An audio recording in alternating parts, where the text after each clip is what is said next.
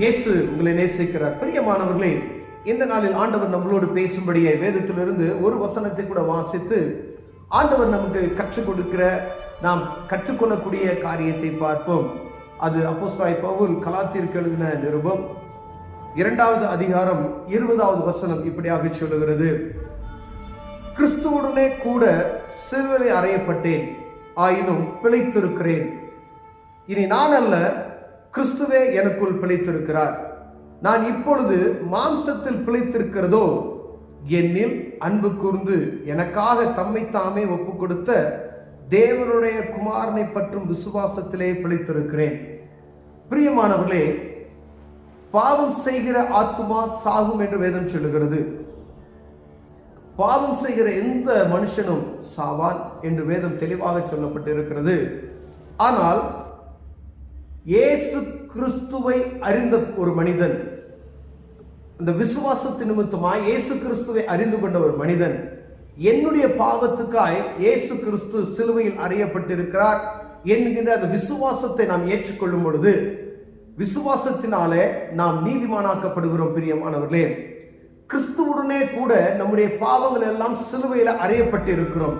கிறிஸ்துவுடனே கூட சிலுவையில் அறியப்பட்டேன் என்கிறதுக்கு என்னுடைய பாவங்கள், ஆசைகள், இச்சைகள், எல்லா காரியங்களையும் இயேசு கிறிஸ்துவின் சிலுவையில் நான் என்ன செய்தேன்? அறையப்பட்டு இருக்கிறேன்.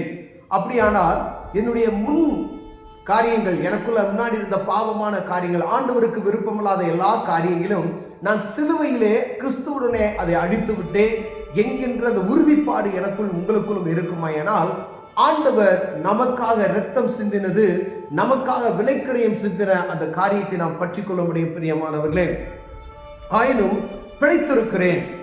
இனி நான் அல்ல, கிறிஸ்துவே எனக்குள் பிழைத்திருக்கிறார்.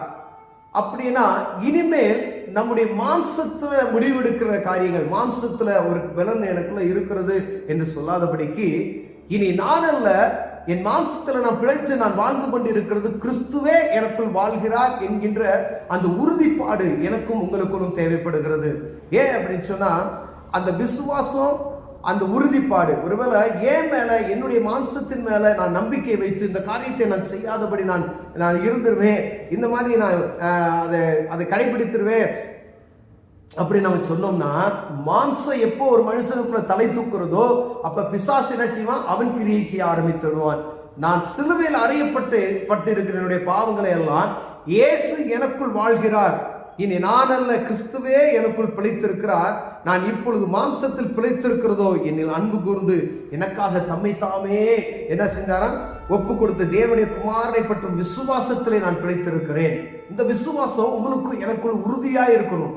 எந்த ஒரு காரியத்தை செய்தாலும் அவிசுவாசமான வார்த்தைகள் நம்ம வராதபடிக்கு, ஒருவேளை மாம்சம் தலை தூக்காதபடிக்கு, இந்த விசுவாசம், இயேசு கிறிஸ்துவின் ரத்தம் என்னை கழுவி சுத்திகரித்திருக்கிறது, அந்த விசுவாசத்தை நாம் பெற்றுக்கொண்டவர்களாக இருக்கிறோம்.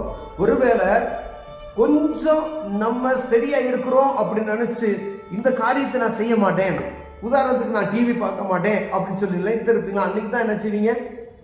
டிவி பார்க்கக்கூடிய சூழ்நிலைகளை உருவாக்குவான் சத்ரு, வழியில்லாத பார்க்க மாதிரியே செய்வான். அப்ப என்னுடைய மாம்சத்தில் அந்த முடிவை எடுக்காதபடி, எனக்குள் பிழைத்திருக்கிற இயேசு கிறிஸ்துவின் அந்த அன்பை நிமித்தமாகவே அவர் எனக்குள் வாழ்கிறார், நான் என்ன செய்வேன்? இதுல சரியா இருப்பேன் அப்படின்ற அந்த விசுவாசத்தின் நிமித்தமாகவே நம்ம தாழ்த்தி அவரை உயர்த்துகிற ஒரு அனுபவத்திற்குள் நேராக நாம் மாற்றுவோமேனால், ஆண்டவர் நம்மை உயர்த்தி நம்முடைய பரிசுத்தத்தை காத்துக்கொள்ள அவர் நமக்கு போதுமானவராய் இருப்பார். பிரியமானவர்களே, ஏன்னா ஆண்டவர் சொன்னார், பரிசுத்தமானவனும் பரிசுத்தமாகட்டும். மனுஷன் பரிசுத்தமாய் வாழுவதற்காகவே தம்மையே பலியாக ஒப்பு கொடுத்தார். இல்லைன்னா எப்படி வேணாலும் போ அப்படின்னு சொல்லி விட்டுருப்பார் ஆண்டவர். பாவத்திலிருந்து மீட்டெடுக்கவே இயேசு கிறிஸ்து மனிதனுக்காய் பூமிக்கு வந்தார். எல்லா மனிதனும் பாவத்தில் மரித்து போவது அவருடைய சித்தம் அல்ல, எல்லா மனிதனும் பிழைத்திருக்கும்படியாகவே.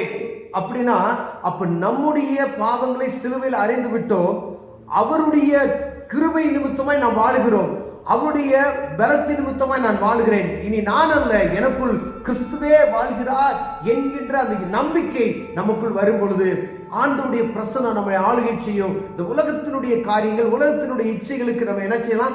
விலக்கி நம்மை காத்துக்கொள்ள முடியும். பிரியமானவர்களே, ஒருவேளை அந்த மாம்சம் தலை தூக்காதபடிக்கு எனக்குள் வாழ்கிற கிறிஸ்து என்னை காக்க வல்லமையுள்ளவராய் இருக்கிறார் என்கின்ற அந்த மன உறுதி உங்களுக்கும் எனக்குள் இருக்குமேனால், ஆண்டவர் நம்மளை சரியான பாதையில் நடத்தி விடுவார். ஏதோ ஒரு குறிப்பிட்ட நாட்கள் தூரம் கடந்து சென்று விட்டு அதற்கு பின்பதான் என் ஆவிக்குரிய வாழ்க்கையை விட்டு பின்வாங்கி போகிற அப்படிப்பட்ட சூழ்நிலை வராதபடிக்கு ஒரு நாள் அனுபவம் ஒவ்வொரு நாளும் வளர்ந்து பெறுகிறதா, என் ஆவிக்குரிய வாழ்க்கை இந்த ஆரம்பித்த நாட்கள்ல இருந்து நான் இப்ப நிக்கிற நாள் வரைக்கும் வளர்ந்திருக்கிறதா என்று அனுதினமும் நாம் சோதித்து அறியும்படி ஆண்டவர் அழைக்கப்படுகிறோம். பிரியமானவர்களே, ஆண்டவருடைய பிள்ளை, நான் கிறிஸ்தவன் அப்படி சொல்லிக் கொண்டு பெருமை பாராட்டுவது பெரிதல்ல, அதன்படி வாழ்வது அவருக்கு நாம் செய்கிற நீதியா இருக்கும்.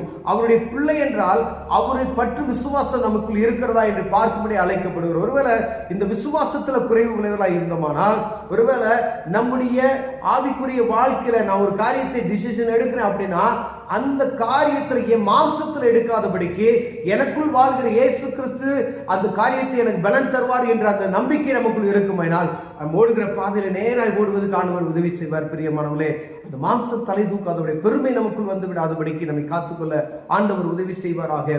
கண்களை மூடுவோம், ஜெபம் செய்வோம். அன்பின் தகப்பனே, அப்பா, நீர் எங்களுக்குள் வாழ்கிறீர். எங்கள் பாவங்களை எல்லாம் சிலுவையில நாங்கள் அடித்து விட்டோம் ஐயா. எங்களுக்காக ஜீவனை தந்திருக்கிறீர். அந்த விசுவாசம் எங்களுக்குள் வர்த்திக்க செய்வீராக. ஆண்டவரே, சுயபலம் இல்லாதபடி ஆண்டவரே நீங்க எங்களுக்காக பலனாய் இருக்கிறீர் என்கிற அந்த உறுதிப்பாடு எங்களுக்குள் உண்டாகட்டும். இயேசுவின் நாமத்தில் பிதாவே, ஆமென்.